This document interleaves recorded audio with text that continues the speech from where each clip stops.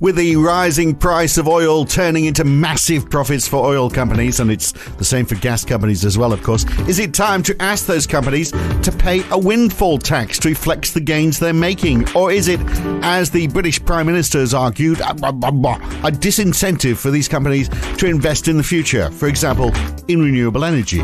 But can we really let them enjoy higher profits whilst lower income earners struggle to heat their homes? A windfall tax, yes or no? That's today with Professor Steve Keen. I'm Phil Dobbie, and this is the Debunking Economics Podcast.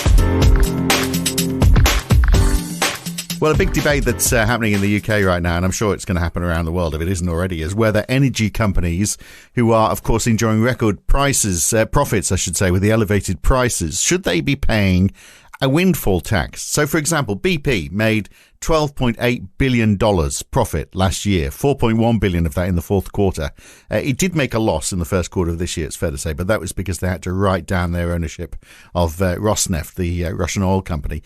But the first 3 months of this year, Shell made $9.1 billion, 3 times the profit they made the same period last year. So that was an all-time high for them. In Australia, BHP made $9.7 billion profit in the second half of last year, 17% up on the year before, thanks to the rising price of iron ore. So they're making lots of money. Meanwhile, Gladys from Sutton Coalfield and Marge from Footscray, they're struggling to pay their energy bills. So should these companies be taxed for their extraordinary high profits, Steve? And, that money go to those people who are actually struggling to pay the bills?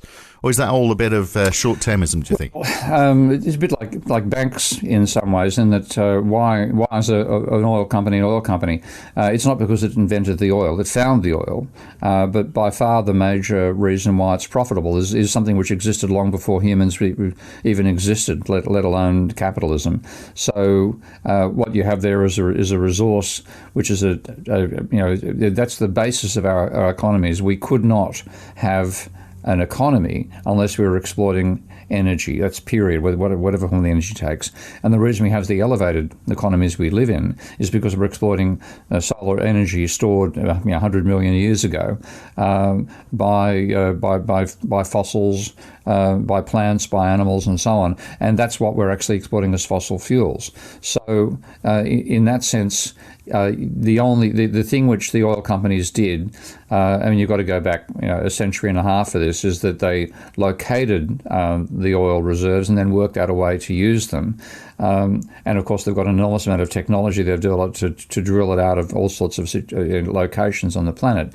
But fundamentally, the value comes out of the resource itself far more so than their technology. So there's every reason that they should be because without them, our society doesn't exist.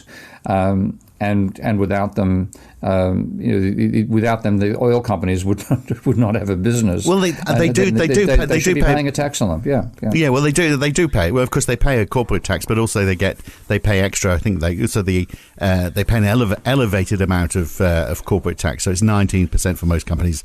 Most energy companies are paying 30% of their profits. You might say whoopee-doo, but I think there's also royalty payments and stuff like that they make. The question is whether it's enough normally. But I mean, the point is, when you've got times like this where through no fault or action on their part, prices have shot up. And, the reason they've shot up is because there's an excess of demand because we're coming out of COVID.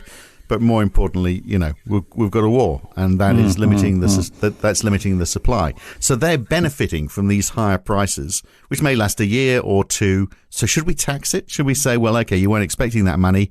We think we should have it, not you. Yeah, like what you've got with I think you have to very carefully distinguish between the fact that they have a license to exploit a resource which existed long before they turned up, and then they have technology and distribution systems that are designed to get that resource to the rest of us. It's quite legitimate for them to make a profit on the latter, and you could say, well, what's the average rate of profit? That's what they should be earning.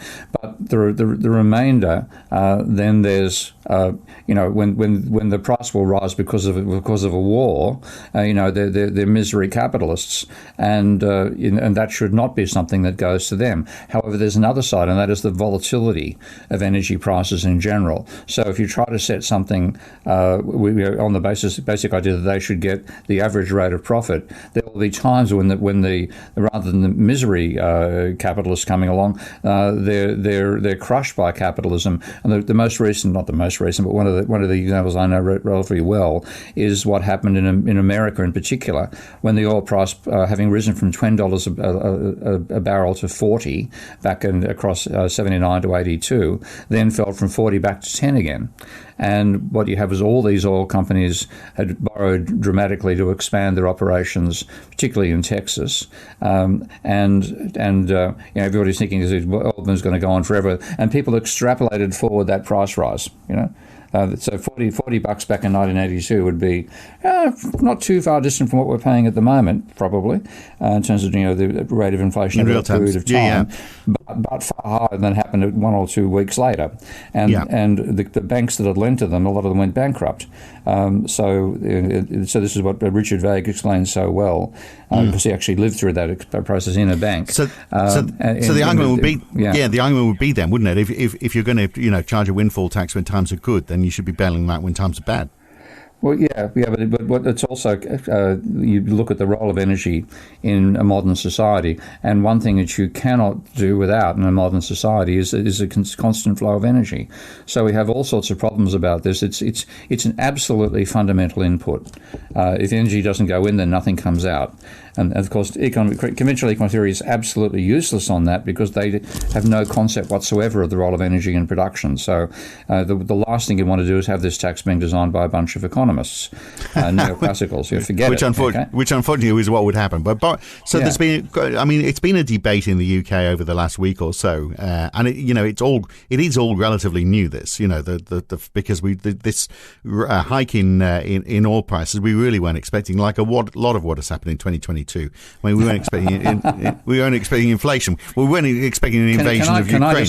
Can I throw in my favourite little line about this decade? Yeah. Okay. Because starting with 2020, of course, and my line there was 2020. The fact that we use, say, 2020 vision, was that something caused by a time traveller coming back into the past and trying to warn us. Yeah. But as people keep on hoping they're going to go back to normal, and my attitude is that the 2020s will be known as the hold my beer decade.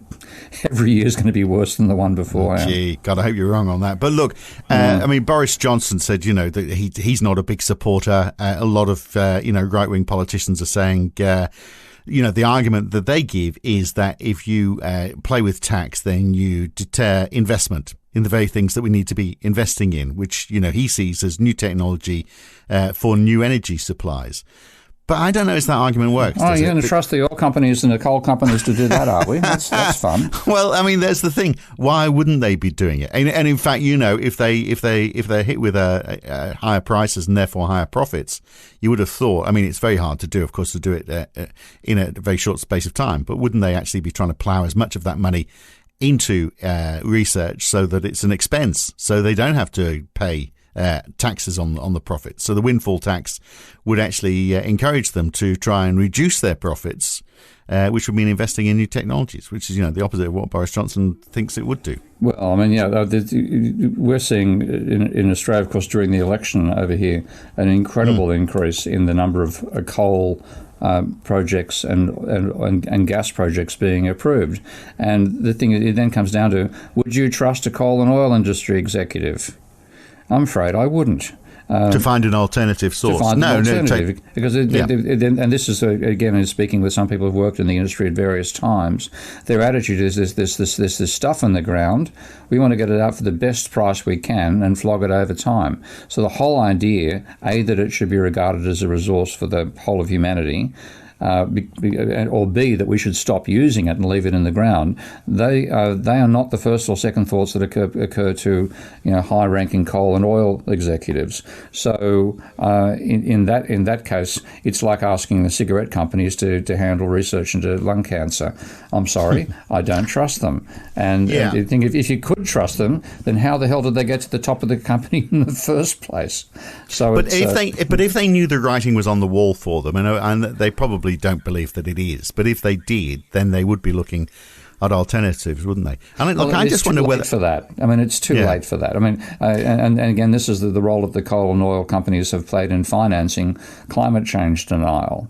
And of course, I focus mainly on the role of economists in providing the arguments that justify climate change denial. But it's undeniable that the coal industries and the oil and gas have all been, financing groups that push out this denialist literature. So is there an opportunity then to use tax in a way that is going to encourage them to invest in renewables and change their ways? Well, to hear how, you need to listen to the full version of this podcast. To do that, you need to become a supporter of Steve Keen on Patreon. Go to patreon.com/Prof Steve Keen or go to debunkingeconomics.com and you can subscribe there as well.